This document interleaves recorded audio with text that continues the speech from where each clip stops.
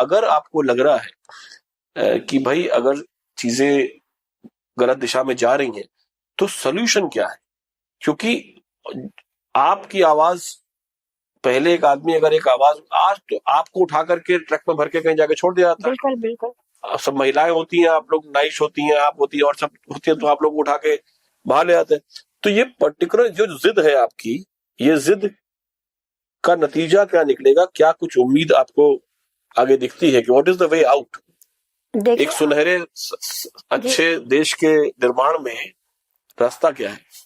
देखिए, रास्ता जो है वो इससे पहले तो बहुत कुछ था, पर जितना ऑपरेशन बढ़ता गया, बोलने से भी रोका गया, लिखने से भी रोका गया, और आपको तो ये चीजें जर्नलिज्म कर रहे हैं तो आपको मुझसे ज्यादा पता होगा कि तेल तुमड़े से लेकर के और अभी एकदम अभी 2 दिन पहले एक केस और आया जहाँ पे कुछ किताबें मात्र होने से उसको जुर्म माना गया है। इनके यहाँ मार्क्स की किताब थी, और एक केस में जो कर्नाटक के जज ने कहा कि आपके यहाँ टॉल्स्टॉय की वॉर एंड पीस थी, क्या मतलब आपको वॉर से क्या लेना देना, उन्होंने जुर्म माना। तो अब जो इतने जाहिल लोग हैं जो कि हमें न्याय देने की कुर्सियों पर बैठे हैं, जिनको कि टॉल्स्टॉय का एक साहित्यिक नॉवेल वॉर एंड पीस रखना एक जुर्म माना जाए, उसका मतलब कि आदमी वॉर चाहता है, तो हम वॉर के बारे में किताब नहीं पढ़ सकते।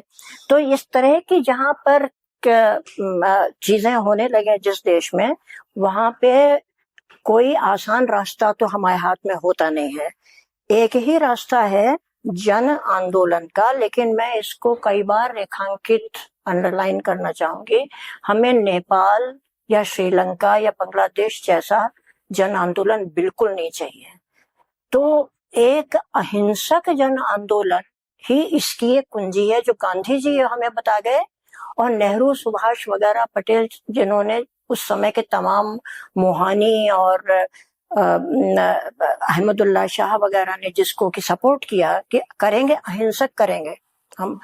तो ये जो अहिंसक आंदोलन की बात है, ये गुस्सा फूटने का अगर हम मौका देंगे तो नहीं होगा, तब वायलेंट ही होगा। इसीलिए वो तैयारी हमें चाहिए जो कि लोगों को लामबंद कर सके, और हमें अभी दिखता नहीं कि कोई ऐसा कर पा रहा है।